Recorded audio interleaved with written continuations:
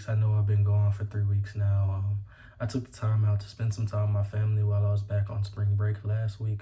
I took the time to get some better equipment so I could hopefully bring some better content for you all and find some new revelation from the Lord. And this week I want to talk about something very simple called Back to the Basics. This is going to touch on the 3 P's I formerly talked about in the series that I have on my channel from earlier this year. And go back and watch it. It talks about preparation, presence, and purpose. Preparation, preparing for the presence in our praise, in our prayer, in our worship.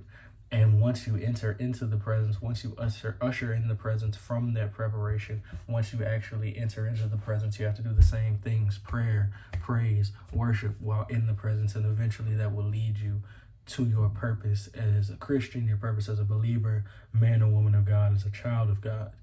And if you haven't watched it, go back and look at it. It's great. It's a great series, and it's going to give you insight into what I'm talking about today. Like I said, today I'm talking about getting back to the basics, getting back to who we're supposed to be as believers, what we're supposed to live like, what our lives are supposed to look like on the outside, what our lives are supposed to be on the inside, in our heart, in our mind, the way that we think, the way that we operate.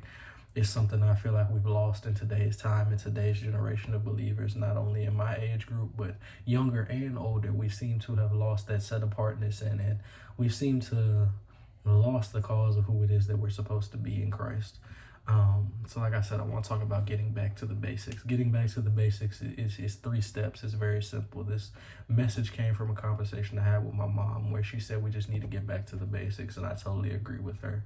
And this is something that I need to do as well as a lot of other people, and just as us with believers, we need to start to do this. Like I said, 3 steps. First is to drain the flesh, drain out the fleshly desires within ourselves. We can't do it on our own. It takes God, but drain the flesh. That's step 1.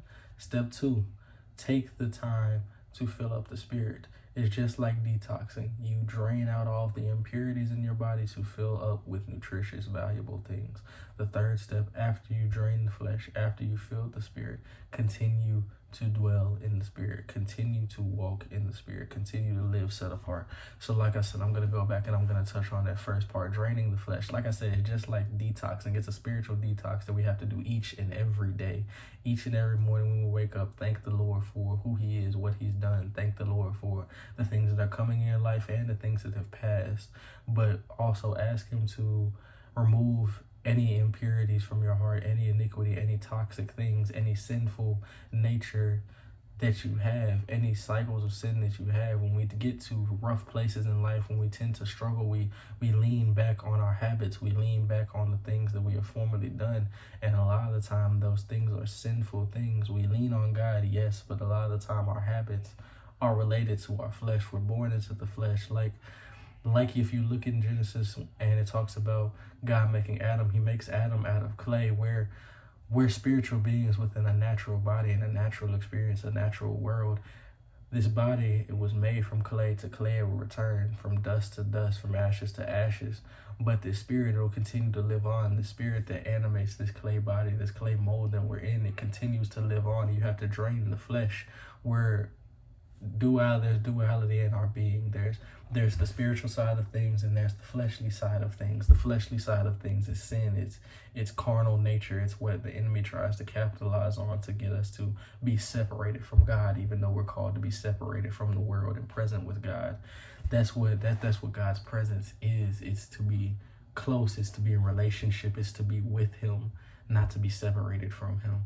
And we have to drain the flesh. We have to get rid of the flesh. And I want to touch on this one story where Jesus is with the Samaritan woman at the well, and he asks her for water. And the significance of it is the fact that with Jesus being a Hebrew and with the Samaritan woman being a Samaritan, those were 2 things that didn't coexist. Hebrews and Samaritans didn't like each other, and it would have been looked down upon for Jesus as a Hebrew to be talking to a Samaritan woman. And for the Samaritan woman to be in this situation, sometimes I put myself in her shoes, because Jesus, why do you care about me, Lord? Why do you care about who I am, what I do? Why do you want to hear from me? Why do you love me so? Why do you forgive me the way that you do? Why is it that you bless me the way that you do? And I feel like as believers, we should put ourselves in those shoes and The reason that this is all important and it walks into this concept of draining the flesh is because in this passage, Jesus talks about how after he drinks the water that this Samaritan woman has brought to him, he will thirst again. But if she were to drink the water that Jesus offers, she will never thirst again. And that's important because as we drain our flesh, we need to be refilled. We drink things and we eat things on this earth and we become famished and we become parched again. But when we take part in what it is that the Lord has for us, we will never become famished or parched again. Once you've drained the flesh, once you've gotten rid of these carnal things, just like a detox, you've gotten rid of all the toxic and the infirmities, you need to be able to take in nutrients. That nutrients is the meat that is the word, the meat that is this, the Holy Bible, the word of the Lord. In John 1:1, it talks about how in the beginning the word was God and the word was with God. We have to take that in, and we can't just read it and continue about our day and be like, oh, I checked that off my to-do list for the day. Sometimes I felt myself living in that, but for me it takes journaling it because it says to meditate on the word daily. It's something that we have to apply to heart. It's just like studying for a test or anything else in your life. It takes effort, it takes time, it takes you really putting something into it in order to receive from it. And in order to receive from the word, we have to apply the word to our life. In doing that, take whatever measures you have to, whether that's sitting down and reading over the passage multiple times, whether it's writing down in a journal like I do. I write it down so that I can look back at it and see where God has brought me from. I can look back at June 5th, 2022 and see where I was. I can look back at August 17th, 2022 when I moved in here at Chatton. I can see where I was. I can look back in 2018 and see where I was. I can see what I was reading that day and how it applied to the struggles that I was having at that time. And I can see the maturity that I've gained. I can see the growth that I've gained. I can see the path that God has taken me on. And that's how I apply the word to my life. And that's what filling up the spirit is. Filling up the spirit with nutrients, filling up your spiritual body with meat, with water, with bread, the bread of life. Taking that time, that's one avenue. That's one part, is reading your word and meditating on it, praying on it daily, but also being in a church, being in a place, in a sanctuary where you can receive from a preacher, where you can receive the word in the spoken form, where you can receive revelation. That's what preaching is supposed to be, is the transmission of revelation from one person to the masses, or from a group of people to the collective body. That's what preaching is. That's what our mission is in the Great Commission, to make disciples of all nations. It is the transmission of the revelation that Jesus is the Christ and the good news that is the gospel. It's pushing it out to the masses. It's pushing it out to the body. It's pushing it out to the populace that is this world that we live in. You have to do that. You have to drain the flesh, number one. You have to fill the spirit, number two. And thirdly, dwell in it. Once you have filled the spirit, dwell in it, walk in it, resist the flesh, resist temptation, walk in that. Get back to the basics. Get back to living by the Holy Spirit, living by discernment, living by being set apart, not looking like the rest of the world. We can't make disciples when we don't look any different. You can't make disciples of something that they already are. They're already that. You can make people stronger in the ways that they already have adopted, but you can't ask them to adopt something new when it looks the exact same as what they're already doing. When our Christianity looks the exact same as worldly desires and worldly actions, we can't live in a certain way where it looks to them normal to do what it is that they're doing when we know that it's wrong. Get back to the basics of living set apart. Get back to the basics of being a royal priesthood. Get back to the basics of actually living by what this says and not trying to transform it or convolute it to fit the way that we feel like we want to act, or fit the way that we feel like we want to live, or use certain words and certain scriptures out of context to fit the things that we do and justify the ways that we act. Live by what the word actually says. Get back to the basics of what being Christians and what being believers are. Live the lifestyle. Don't live the religion. Don't try to look like something that we aren't. If you're going to be a Christian, be a Christian. There's no gray. Jonathan McReynolds says it in a song. You either live for the Lord or you don't. Just like it says, you can't worship two masters. You can't have two masters. You can't worship God. You can't worship money at the same time. You can't worship God and live like the world at the same time. You have to choose. This is a time of the essence. Like I said, it's a call to action to all believers.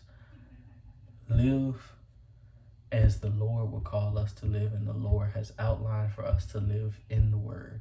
Live as Jesus has called us in the example that he has set for us.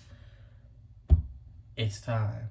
It's time to make a shift. It's time to make a change. It's going to take us as believers individually making a point to say, I'm going to live this way and I'm not going to look like the rest of the world in order for change to be seen. We talk about all of the issues that we have with our culture, the issues that we see in others. We talk about the problems that we have with violence and gun violence, domestic violence, sexual assault, rape, murder, all of these different things. We talk about all these different things, gun control rights, racism, all of these different issues that we have, and we try to address them, yet we don't live in a way that God will call us to live. How are we going to address the major issues? How are we going to live through the major issues of our time and of our day when we live as the rest of the world, when God has already given us the answer? The Lord is coming back. We don't know when. Make the decision now to live for God. Make the decision now to delineate yourselves and draw a line between living for the Lord and living for Satan, living for the world. I know we all use it. We all talk about the verse, as for me and my house. Let's stop saying it and let's actually live it. Stop talking about it and actually be about it. The time is coming where the Lord will come back. We don't know when. We don't know what it's going to look like 100%. We have what the Lord and what Jesus has said. We have what we have been given in the Word. Make the decision now to live for the Lord. Make the decision now to walk towards him, because we don't know when he's coming back and you don't want it to be too late. I'll see y'all next week.